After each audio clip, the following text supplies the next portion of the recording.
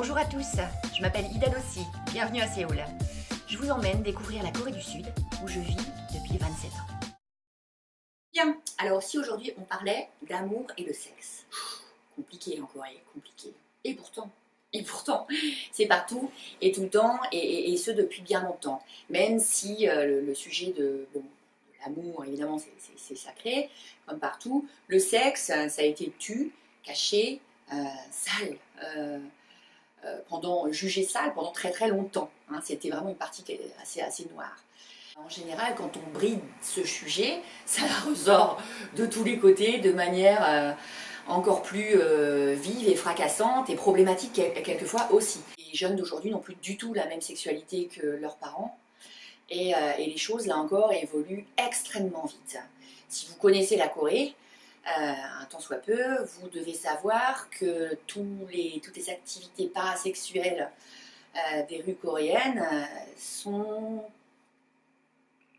nombreuses, très nombreuses. Ça va des bookings sous le chip en passant par les lip café et autres, les fameux yogwan, et autres kispang et autres.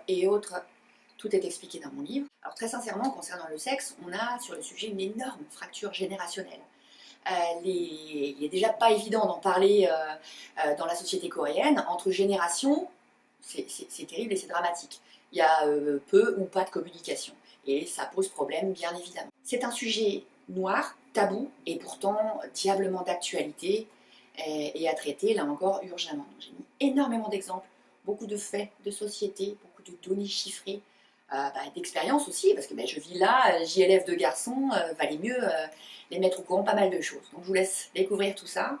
Mais oui, on peut le dire, la Corée est aujourd'hui certainement à l'aube de sa révolution sexuelle. Hey, au fait, je sors très bientôt mon deuxième livre en français, Corée à cœur de l'atelier des cahiers.